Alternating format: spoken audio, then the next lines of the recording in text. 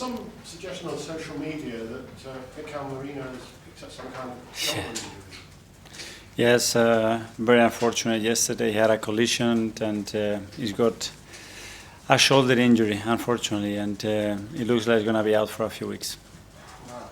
Yeah, first session with us, yeah. That's really bad luck, isn't it? Yeah, it is, and it was really exciting. We're all very excited. Everything was looking very good, and he landed on the floor. Gabriel went on top of him, and it looks like he's got a small fracture probably. Wow. When you say weeks? Well, we have to see. He was in so much pain. We have to wait and see with SAF to do some more tests on that, and they would have probably more conclusive answers.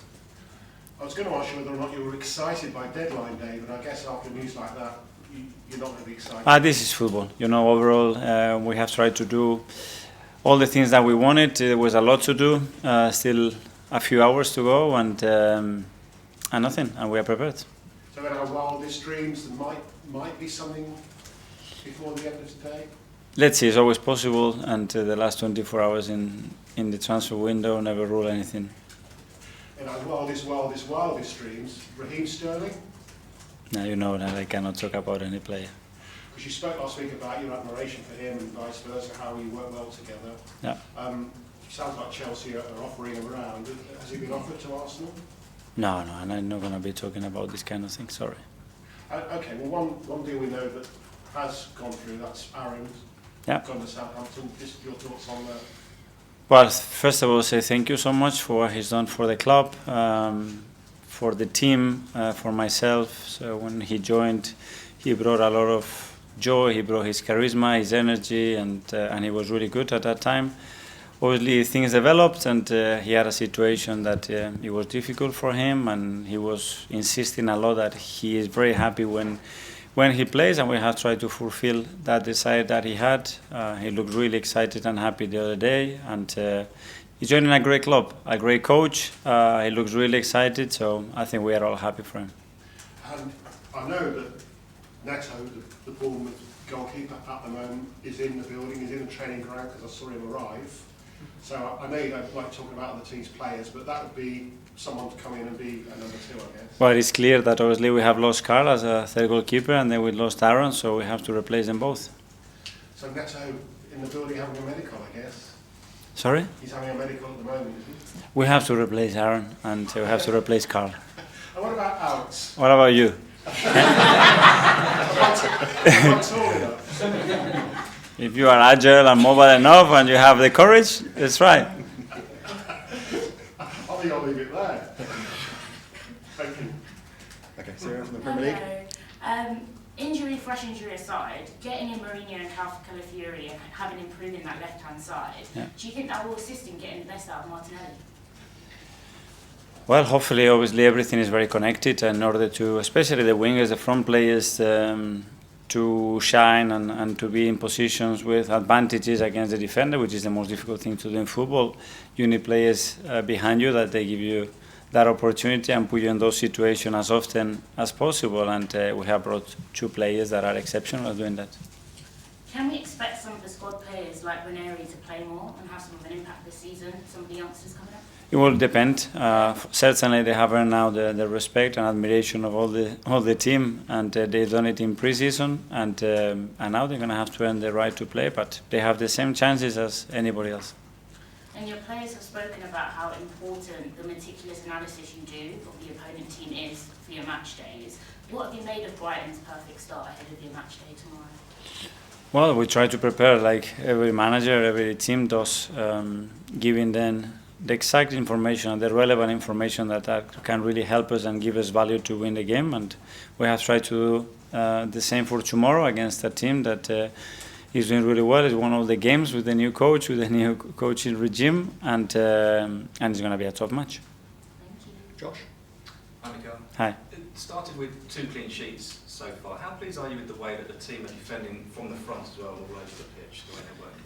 Yeah, that's been a big strength of us, the commitment and the implication of every player in every ball, in every single action. And then, yeah, in those 2 games, it's true that we haven't given much away, but the ones that we have given, they were pretty clear, and Our goalkeeper has made 2 big saves to keep those clean sheets. So there are certainly things to improve, but I think obviously the commitment of the team in that front is superb. And it's an early kick-off tomorrow. In those games especially, is it important to set the tone early, to be on the front foot? Yeah, we always want to do, and we play at home as well, and get our supporters going and create a special atmosphere, and we know how important is that kind of energy.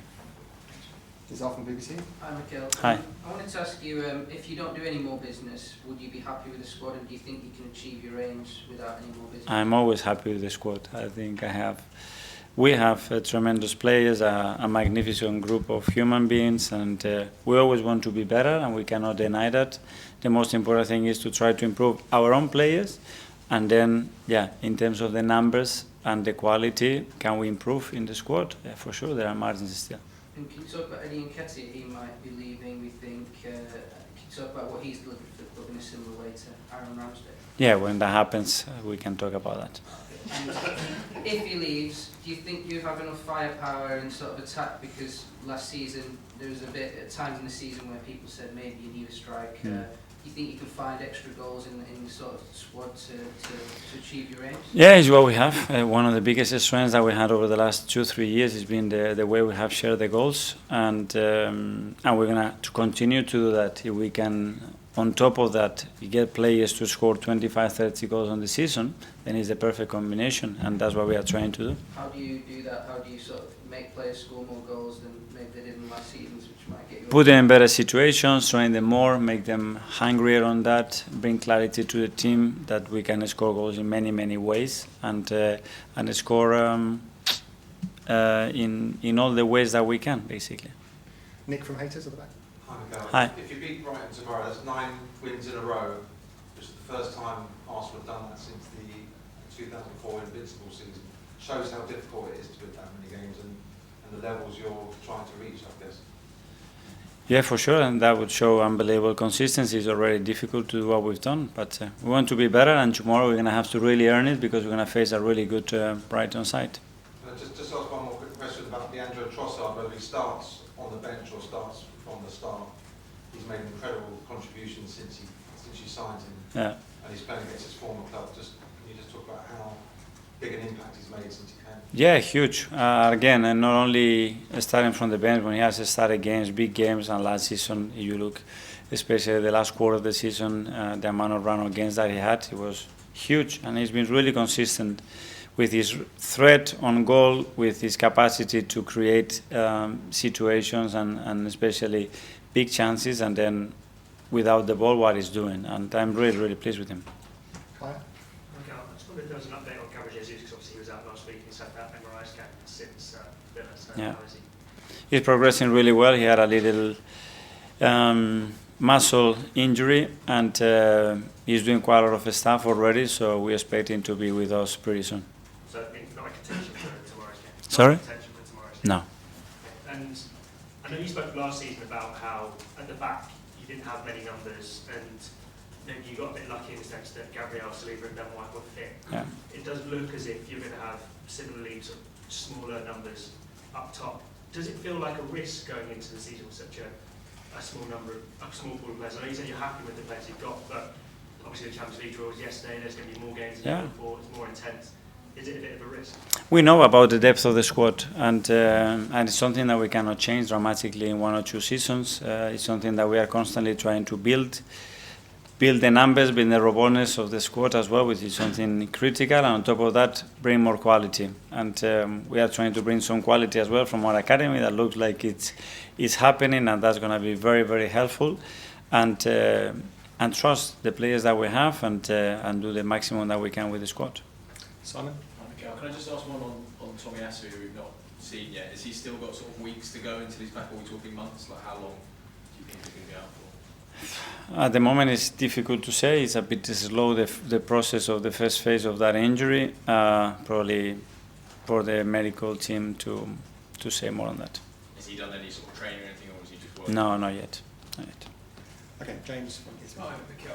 Obviously, everyone's talking about transfers today, and there are some teams that seem to be sort of scrambling a little bit at the end of the window. But do you feel in these final few hours you're sort of fairly comfortable you can look at it if there's an opportunity that arises, great. If not, you sort of Yeah. comfortable with it. I wouldn't use comfortable word in the last hours of the transfer window in this league, but that we've done a lot of the things that we wanted to do, and still a few hours, and let's see. Would you, sort of in general, would you rather the window closed before the season starts? Yes, ideally, yes. If that happens in the rest of Europe, I think that would be very helpful for everybody. Why? Well, because we are already competing, and the fact that other windows are still open obviously creates a lot of uncertainty on the players and the clubs and the managers to understand exactly what you need to do and when. But I don't know, my opinion. Okay.